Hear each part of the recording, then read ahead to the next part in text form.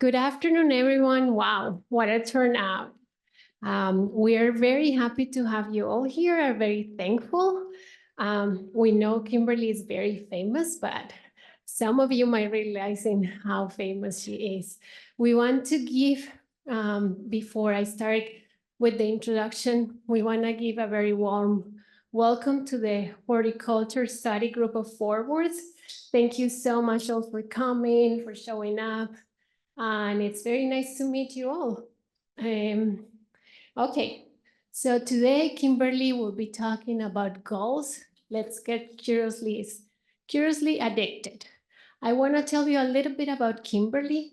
Kimberlie has been with us here at the Botanical Research Institute of Texas since 2022 as working here as a research assistant. But before that, long before that, she was a volunteer. And so the connection has been going on for a long time. I happen to be lucky enough to be Kimberlie's supervisor, but I want to tell you a little bit about Kimberlie. I think Kimberlie is one of the biggest naturalists I have met.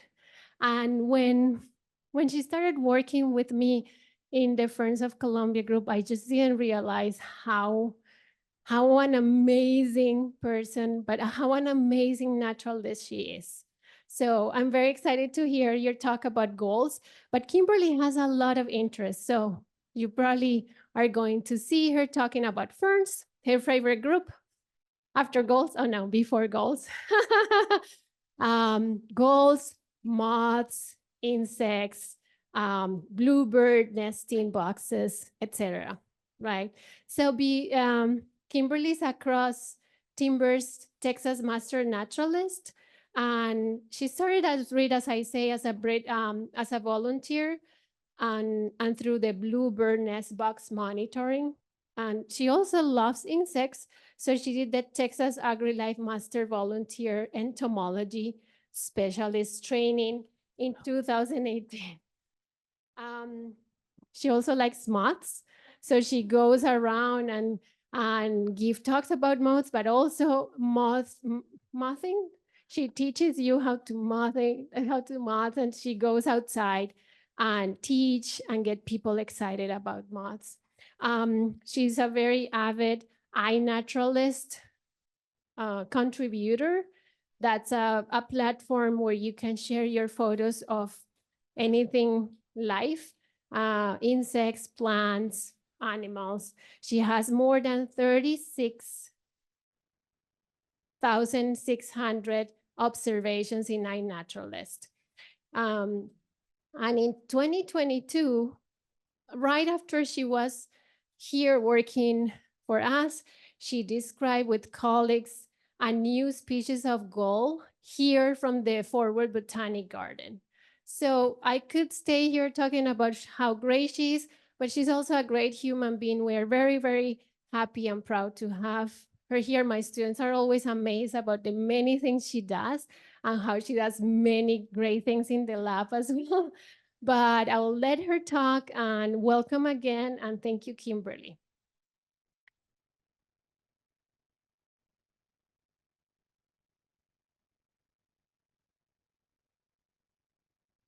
Can everybody hear me okay? Good. Well, let's see if I can work technology today. All right, so let's talk about what you're here for. What is a gull? I don't know if everyone has had the opportunity to see a gull before, but the interesting thing to me is that a gall is a part of the plant tissue itself that has formed around a wasp or an insect egg. So this is probably something that you may have seen before and not realized what you were even looking at. So these are just some examples. There's lots of photos here. My talks are a little bit more, oh, that's really cool, and not a lot of science stuff. So you should feel comfortable asking questions and not feel like this is going to go over your head at all. So galls come in all different shapes and sizes.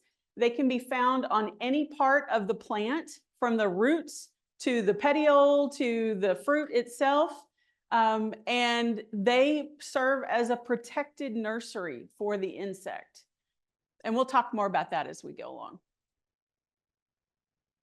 So common host plants. When you leave here today, hopefully you'll have a chance to come up and take a look at some of the galls that I brought today. I have some older examples that are a little dried out and some fresher ones, but they come on a variety of host plants. I have just listed a couple of them here so that you can get an idea of where to look for galls. Right now in the springtime, the best place is on a hackberry tree. If you go look for a hackberry tree, you can stand there all day and find 20 different species on one tree. These are midges, and they are not particular. They just like hackberries. So they will lay eggs on all the different parts, the stems, the leaves, the petioles, and they are in abundance. So they're very easy to spot. So hopefully you'll see some of that up here today. The other big one and my favorite is the oak trees. Oaks have wasps generally, and those wasps are something that have co-evolved with the oak trees. And we'll talk about that too, because the oaks and the wasps are very species specific.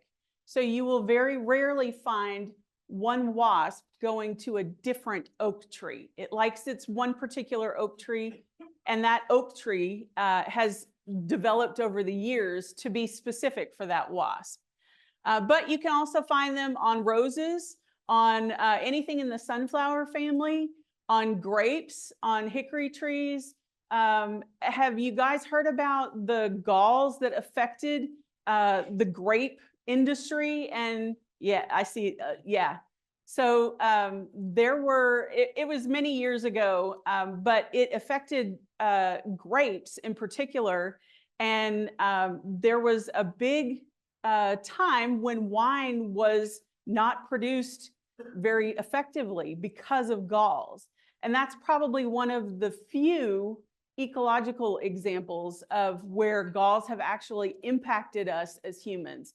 Other than that, they're just cool to look at. They very rarely impact the tree itself. So as I've mentioned, anywhere on the tree, you'll see examples of all of these today, of where you can find galls. And these are some of the insects that create the galls.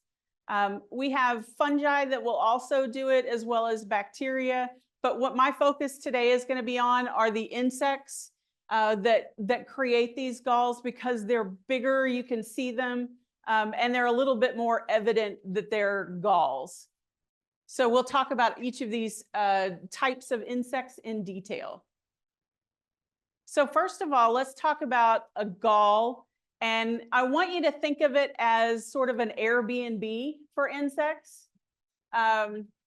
Galls will come in, and there will be one wasp, for example, that will lay an egg on, let's say, a leaf tissue, and that plant will form a gall around the egg, and it will enclose that egg so that the larvae inside, as it grows, eats only the gall tissue inside, never leaves the gall, never eats the rest of the plant.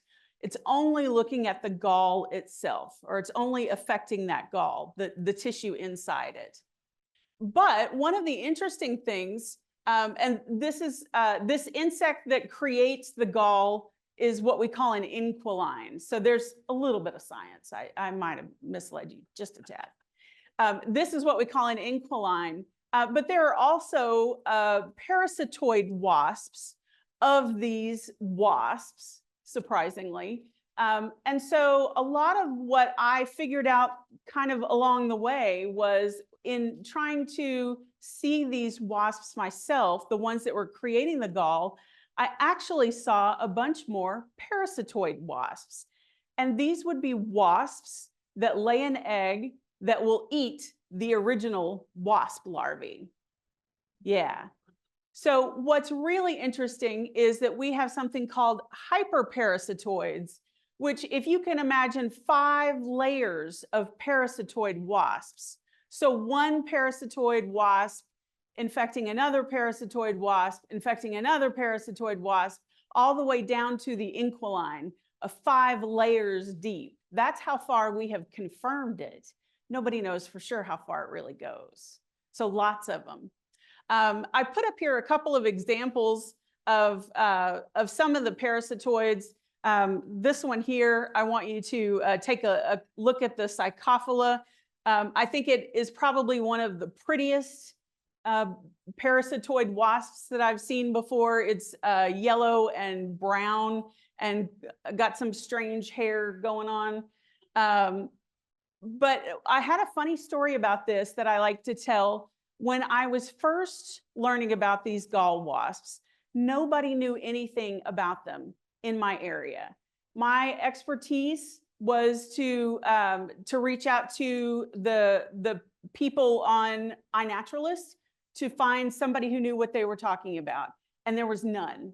There was nobody. So I basically had to start from scratch and say, okay, how do I raise these galls to figure out what's happening here? So I really felt like I was kind of like an explorer learning something for the first time of what is this and what do I do with it and what happens. So sometimes I would collect a gall and stick it in a bag and wait a week and nothing would happen. And then I would wait another week and nothing would happen. And then I would wait another week and nothing would happen. And sometimes you have to wait months or even years, I later found out. But Psychophila, what this particular parasitoid wasp taught me was that they're not really strong flyers. They can fly short distances, but they really like to stay close to the host tree. And so I found this out in trying to photograph it. One of the things that we do with insects generally is we like to freeze them if we're going to try to photograph them for just a few seconds, long enough for them to get cold so that they can't fly off real fast. Well, I thought that's what I needed to do. So I froze these for a few seconds and brought them out, set them in my box so that I could take pictures of it. And I turned to adjust my camera settings and turned back and it was gone. And I was like, uh-oh. And I really wanted that one too, because it was so pretty. Isn't that how it goes? The one that you really wanted, that, you know, you missed the picture. So I did not get a picture of it then, but it was the next day when I came back and it was sitting on top of the box that I used to photograph. It was still there. It didn't go anywhere. I just didn't see it because these wasps are only 2 to 3 millimeters long. So that's smaller than a grain of rice, smaller than your typical grain of rice. Super, super small. So Psychophila and I have a fun history together.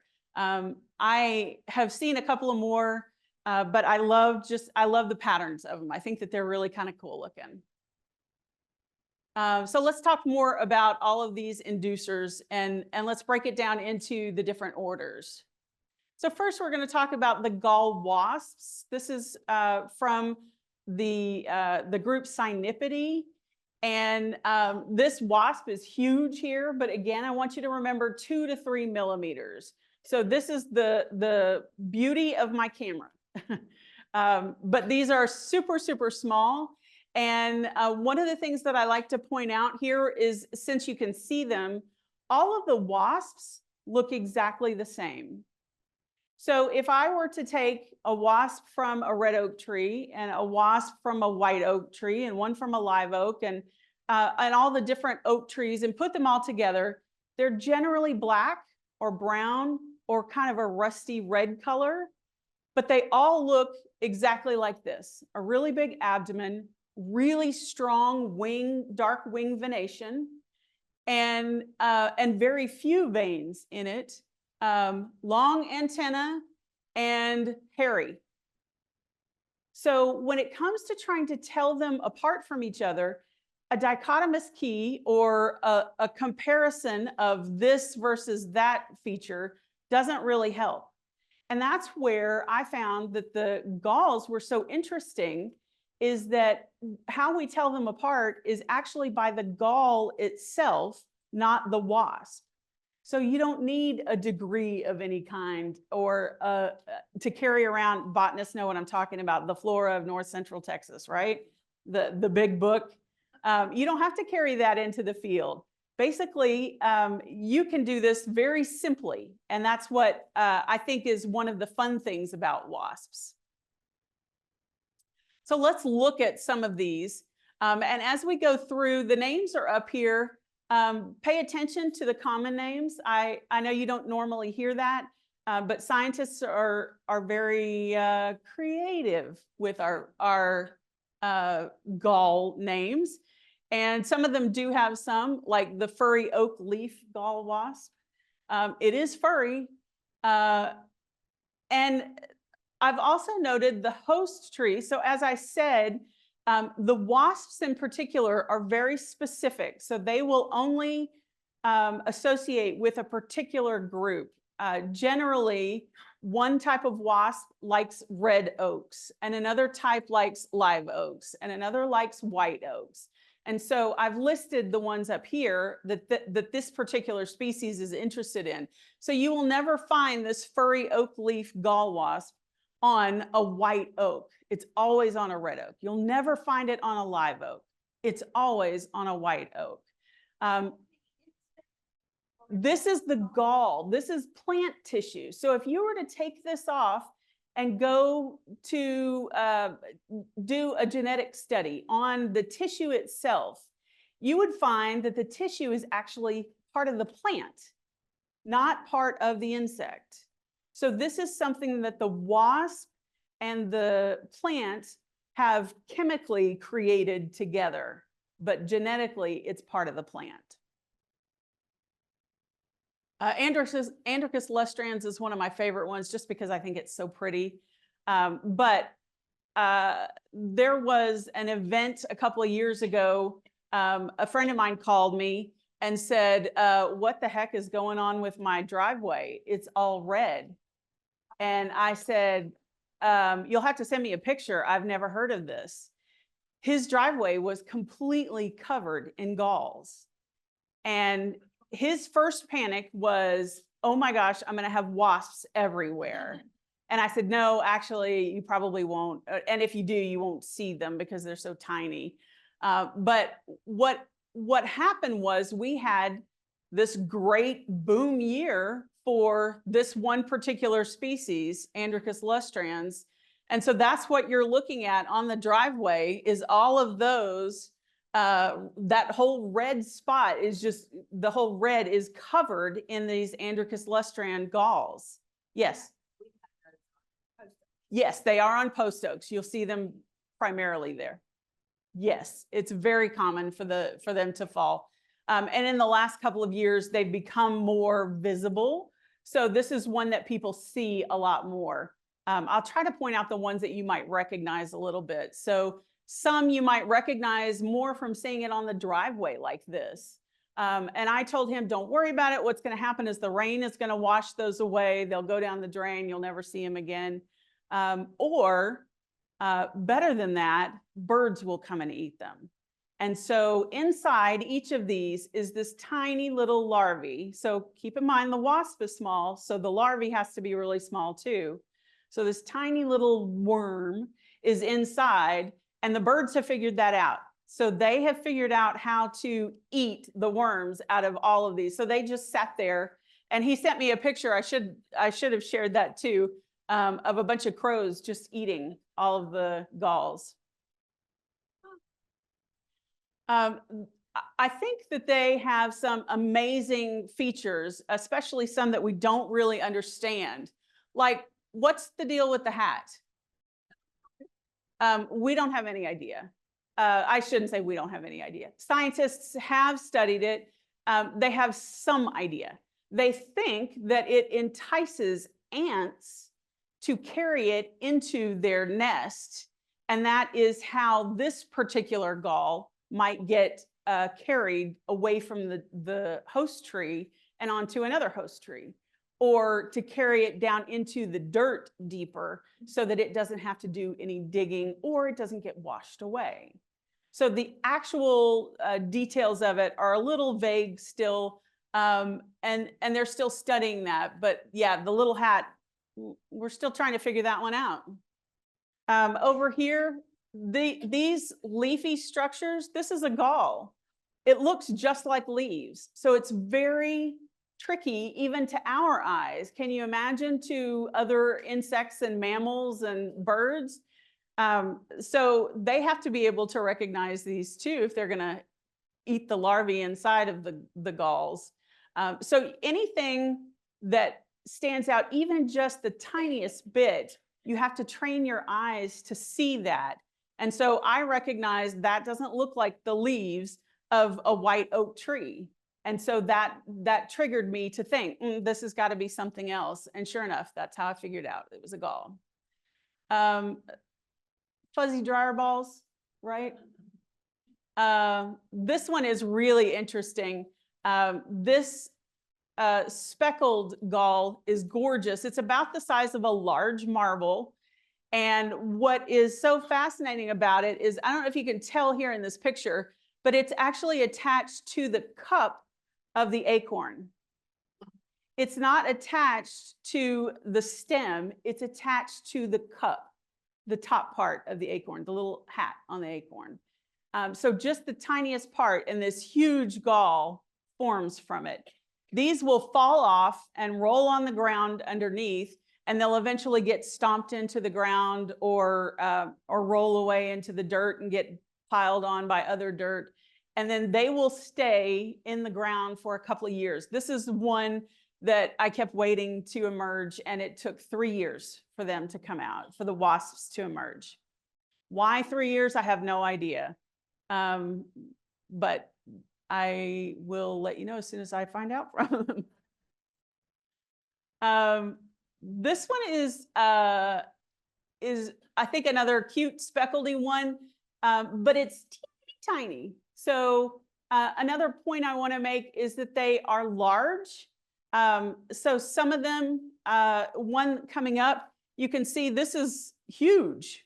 This is a huge gall. But up here, I have some that are really, really tiny. So you have to be able to look for all different sizes. And again, you're looking for things that are different than what the plant would normally produce. So that means you have to know that fruit don't appear on the leaves because that's different.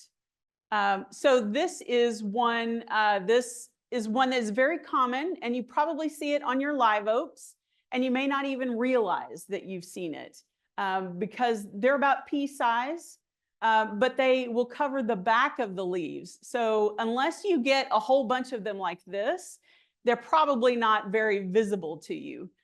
Usually it's 2 or 3, not a whole bunch of them. But they turn these gorgeous colors, and we'll talk a little bit more about that and how they harden too. Some of them are just flakes. These are little hairy individual cells. So I see some of you nodding. You've seen these before. So each one of these spots is a wasp's egg, and it has little hairs on top of it. And so wasps will come out of that, as compared to this big old cluster where they laid a whole bunch of eggs on top of it, totally different species. Each species has its own way of doing it. Some of them like to lay individually, some of them like big clusters of things. And I have one of these clusters up here so you can see it, and it's got the holes where the wasps have come out of it. So stop by and take a peek at that one. But this is what I call my gateway gall. You've heard of gateway drugs that get you into other things? Yeah.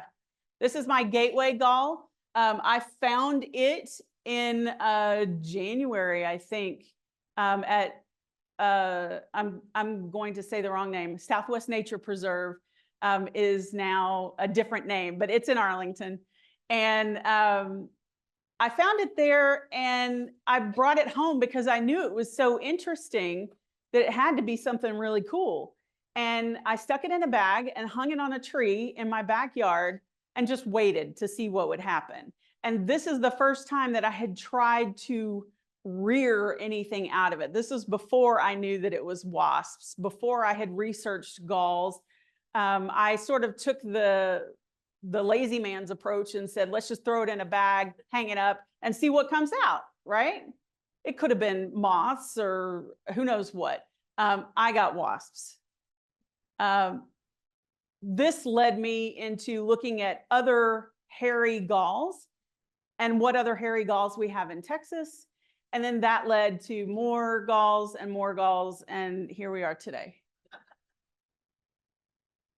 This one is pretty interesting. It looks like the beginning buds of a white oak tree. So they will try to disguise themselves, I suppose, as any part of the tree that they can. On a bur oak, you can often find this beautiful jewel oak gall. It's an individual, just has one wasp in it. But I'll try to point out some that have multiple wasps in them. We do get a few, sure. So the insect lays its egg on the leaf, and then does the tree create this gall? So the question is, does the insect, does the tree create the gall? So the insect will lay an egg somewhere on that plant, and the chemicals from the insect and the chemicals from the plant reacting to that insect together cause the gall to form. Think of it, I hesitate to say it's like a tumor, but it's somewhat similar to that. If you had something in your body that didn't belong there, your body would try to form maybe wall it off somehow like a tumor and protect it from getting out to the rest of your body. And so that's kind of what happens here, is it's protecting that larvae and keeping it inside so that it doesn't affect the rest of the tree.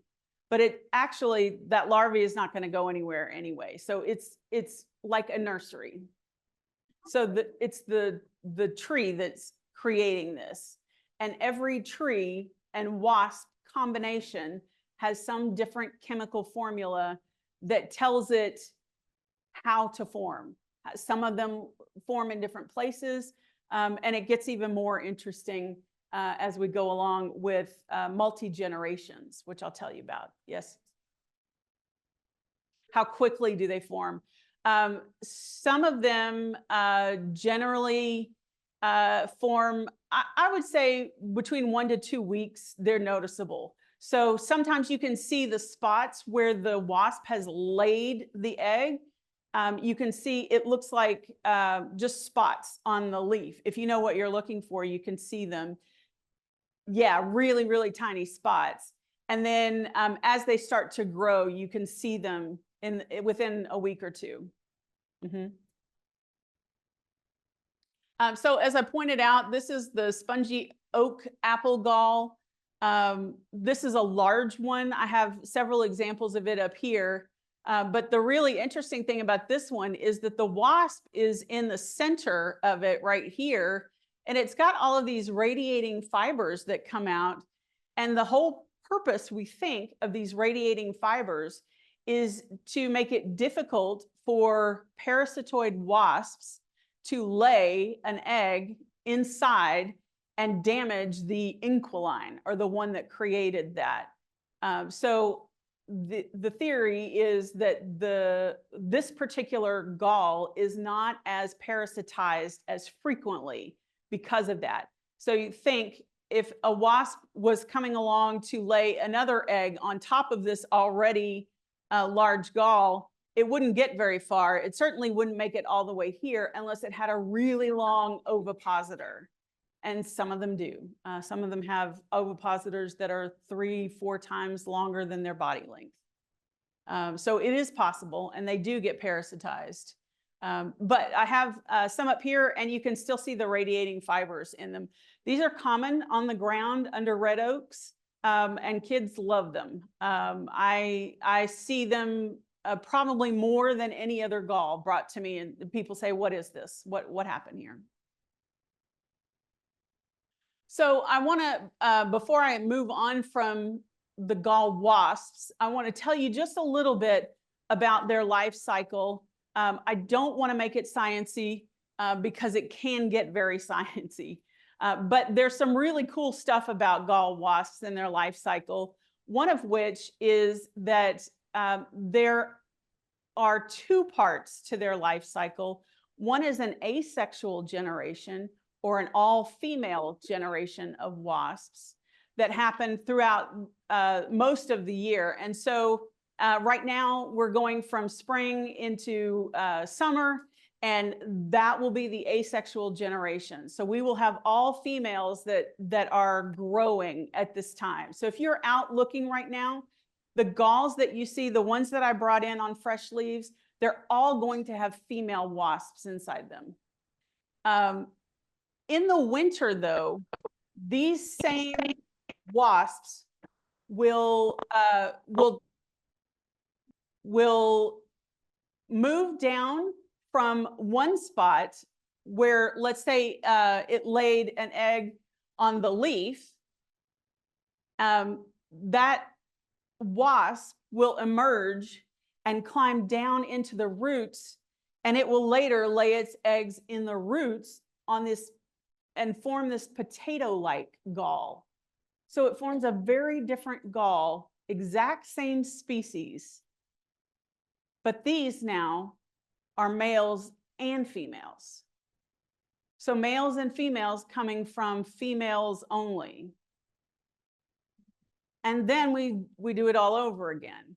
So the males and females now form in just a few weeks, where the female generation, the asexual generation, is months and months. So right now you have months and months to go out and look for them. The nice thing about galls is they don't wander off, they stay. So you can see them, they're kind of like plants, they'll still be there for the most part. But so I think that this is interesting. One thing that we've really started to get into lately in the science world is that originally when we started describing these wasps, we would describe whatever we found. Let's say the asexual female, we would describe that and the gall and be done with it. And then somebody said, wait a minute, what about the male? What about the other female? And then they started comparing the two females and realized they don't look anything alike. Same species, both females look entirely different. They still look, I mean, like each other, but the different colorations, different characters, different tibial spurs and things like that. So they have really done some interesting things with DNA and genomic processing lately to try to connect this whole life cycle of one species and put it together with what is the asexual generation, what is the sexual generation, and what is the gall, and let's put all of that together. And then, by the way, let's talk about all those different parasitoids and hyperparasitoids, and we could be here forever, right? So now you see why I'm interested, because there's a big rabbit hole. Gall midges. Okay, so step aside from the oak trees for a minute and think now about hackberries. This is a great time for you to be looking at hackberries because midges are springtime gall makers. They are very ubiquitous right now. They're everywhere. And they are just as interesting, but they also appear on other species as well. So when you step aside from the oak trees, then you got to step back, because now they're showing up on oak trees again, and hickory trees and hackberry trees. So midges show up a little bit everywhere. I do have some of these here.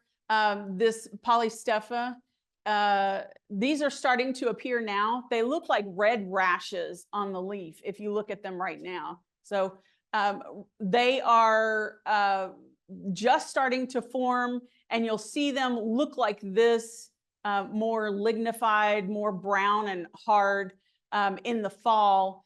And they actually use I think a pretty interesting thing is they wait until it rains, and then that softens the tissue of the gall, and then the larvae can crawl out of that and fall to the ground then.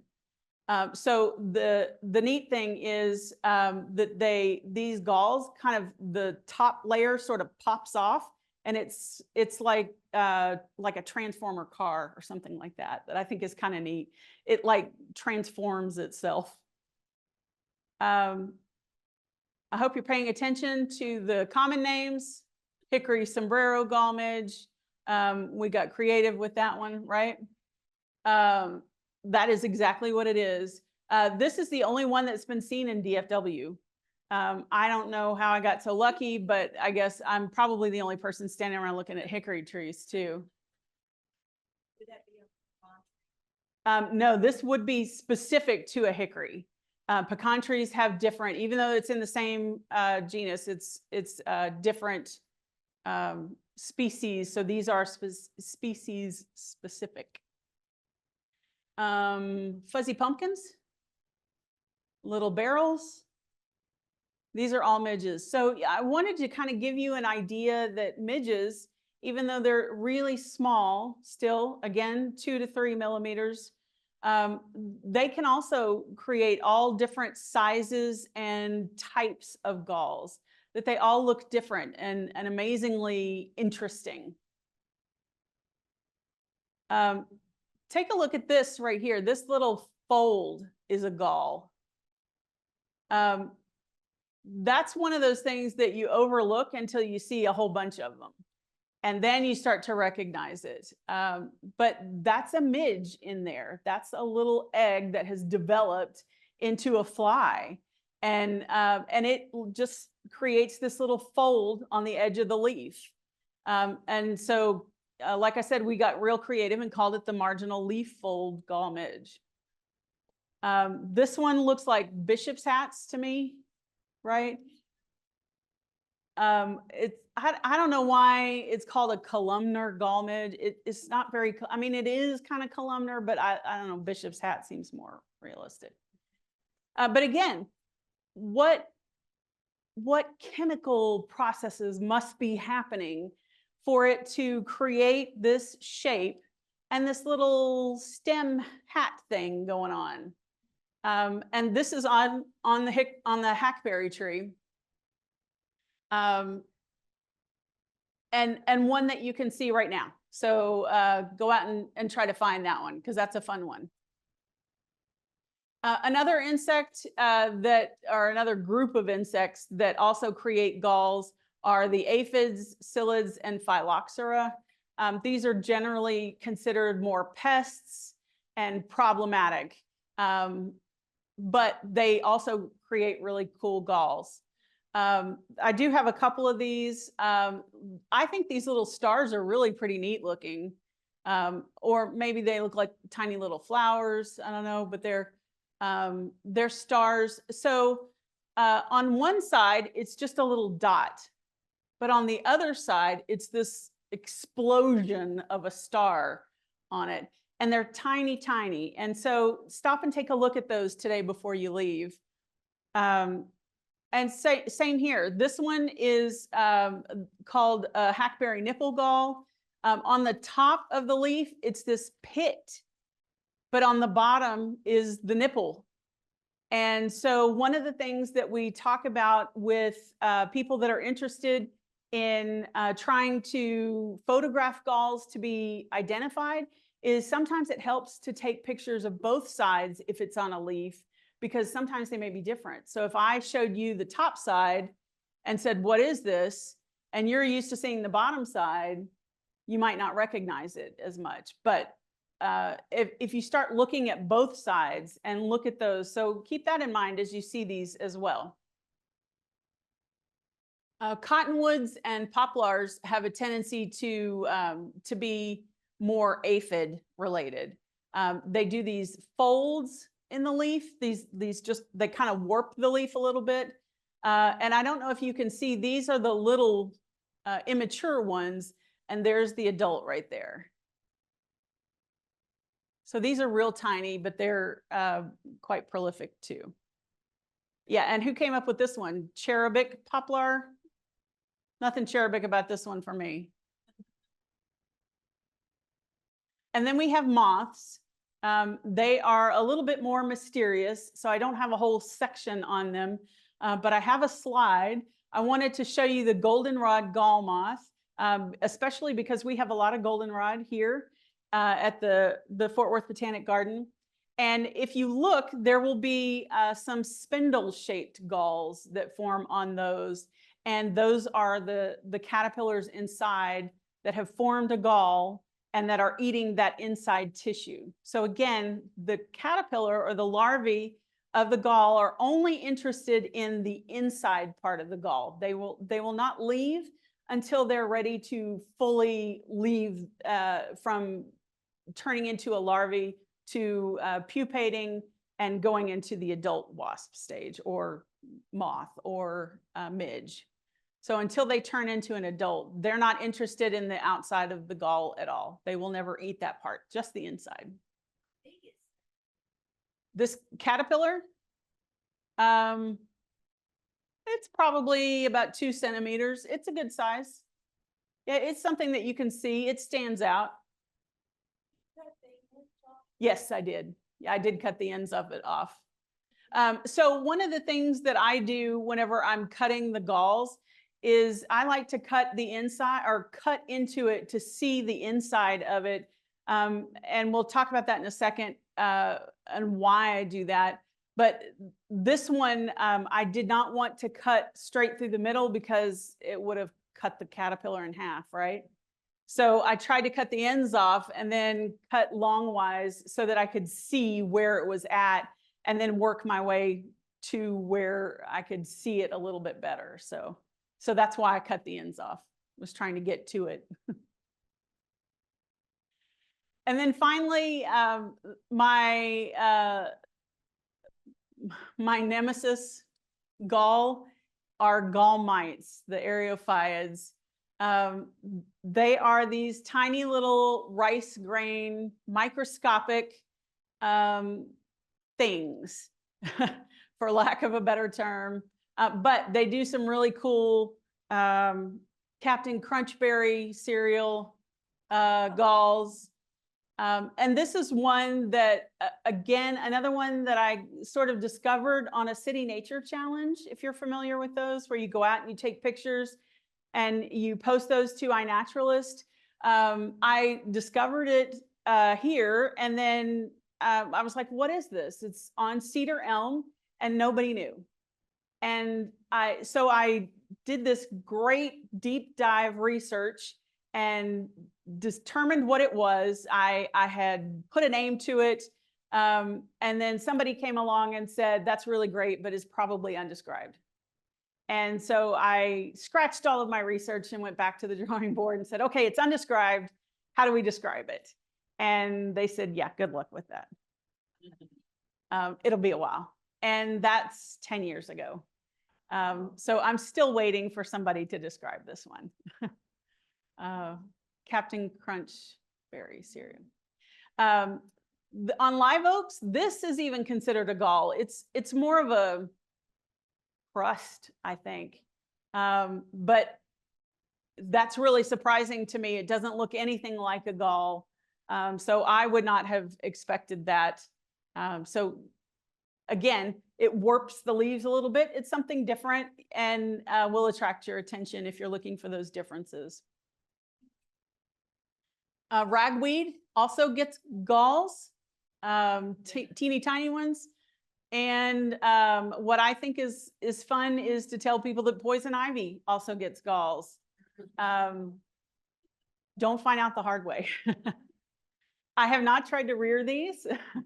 I have worked with poison ivy before very carefully with a lot of bags and gloves and things like that, trying to rear insects from them, but not these midges. They're too tiny. too tiny, or mites.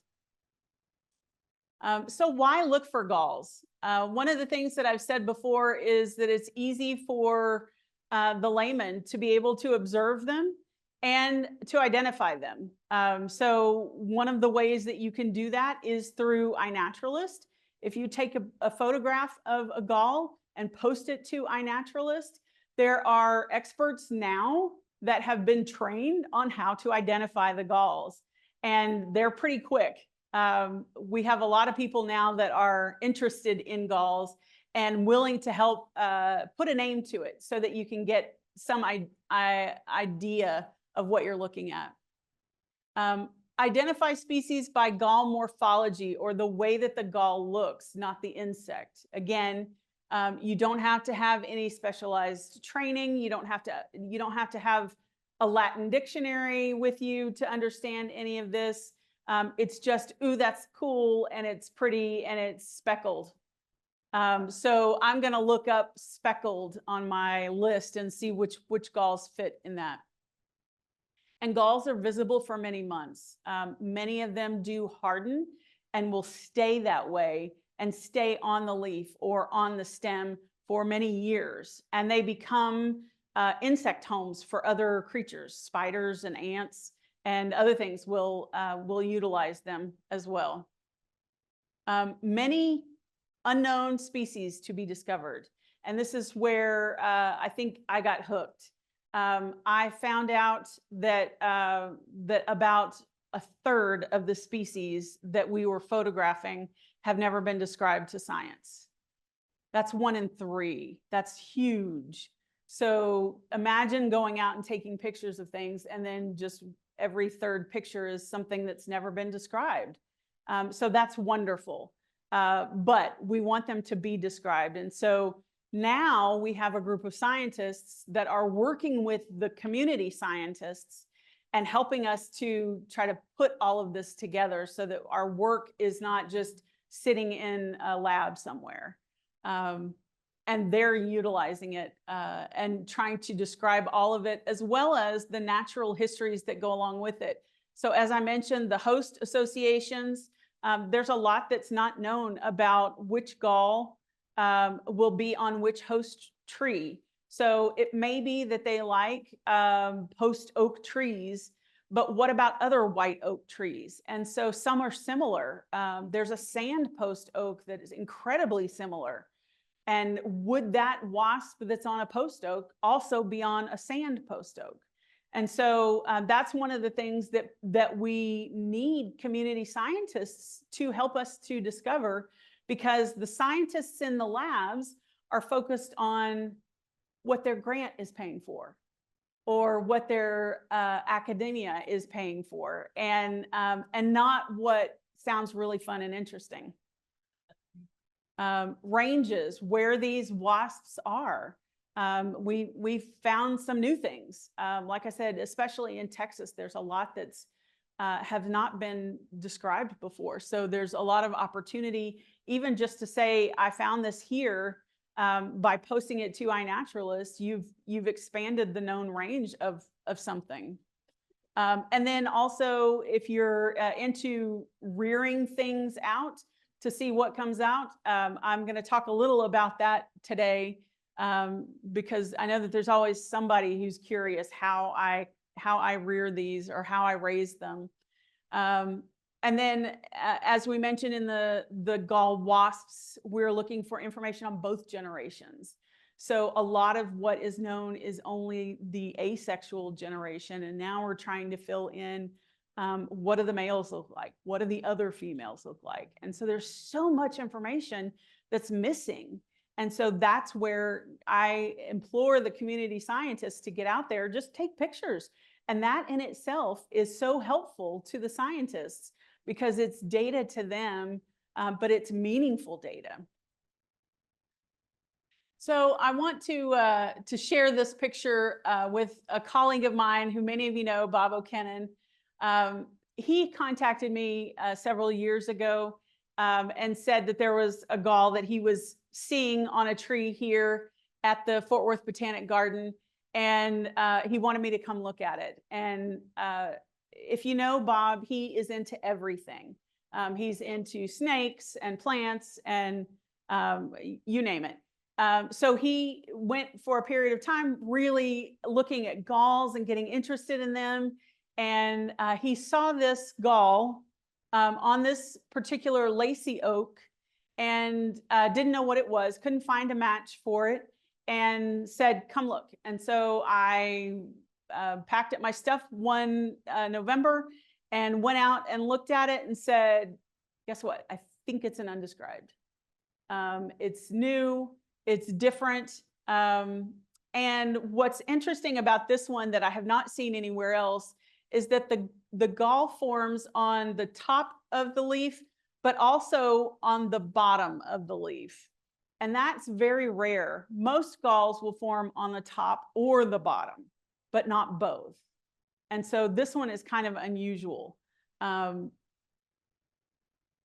any case, we didn't have our cameras with us that day, so I asked Bob to recreate, and this is his recreation. Does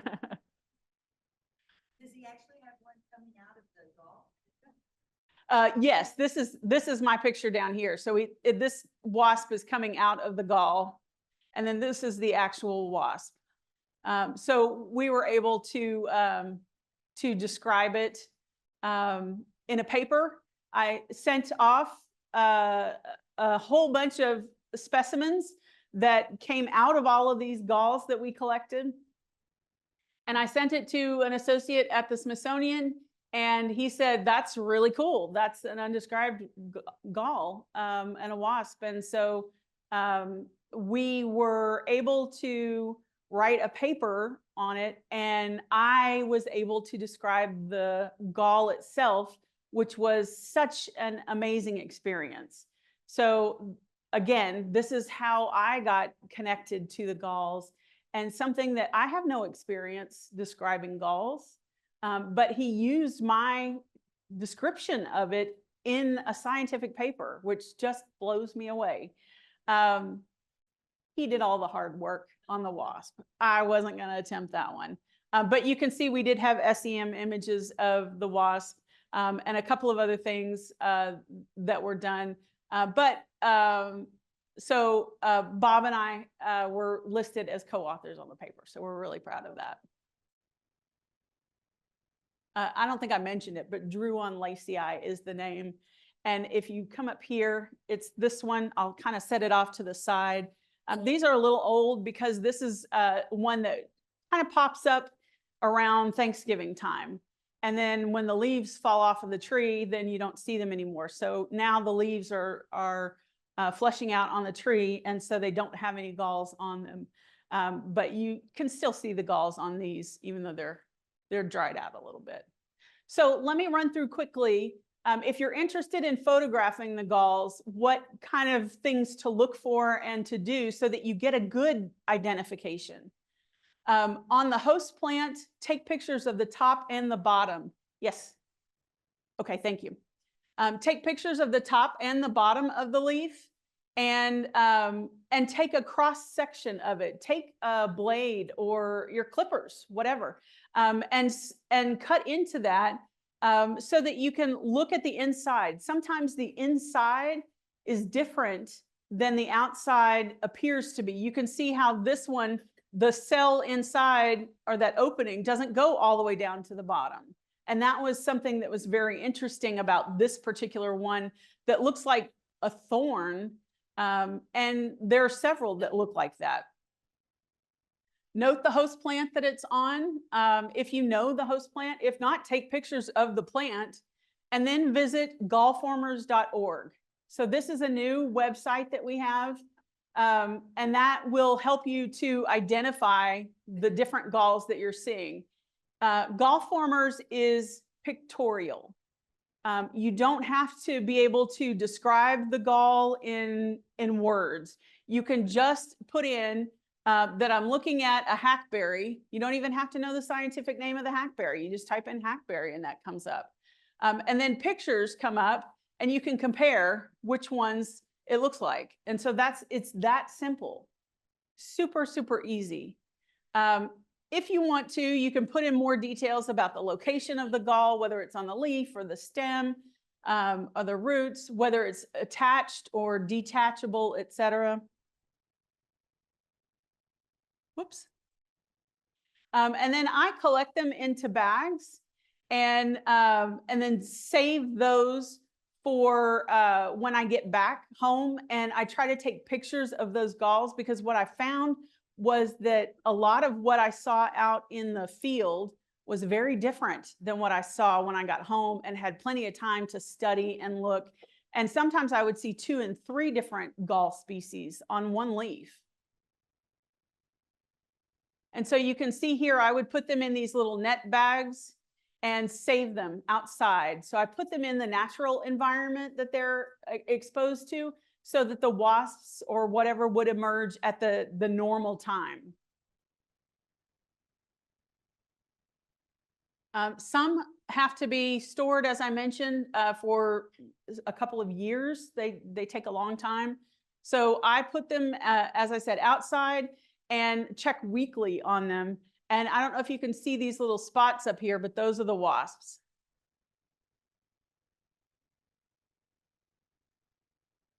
And if you happen to have a spare 9-year-old sitting around, I highly recommend you get them involved in it. My niece was interested in what I was doing one day, and I gave her a paintbrush and some ethyl alcohol and said, here, collect this wasp on the paintbrush and drop it into the jar of ethyl alcohol. And that's all she was doing. And they didn't fly off anywhere. They didn't sting. They're too small to sting. They don't bite. So it was perfect for a 9-year-old. And then if you do find something that is listed on Gallformers as undescribed, then you can certainly reach out to Gallformers for a research contact or somebody who's interested in that particular type of species, and we'll try to connect you. And I want to finish up real quick with just this little interesting tidbit, is that you may have heard of gall ink before, but the Declaration of Independence was signed using ink that was made from galls. And I say just Google it. There's a couple of different recipes, and we've even tried making our own once, and it was a little tricky. But it came out. It was pretty fun. So that's it. Thank you very much for coming today.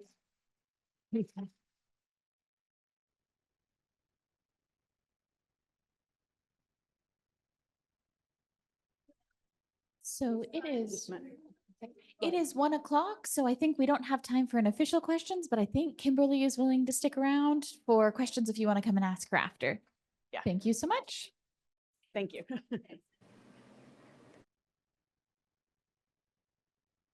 Do come up and take a look at these if you get the opportunity, because there's some neat ones to see.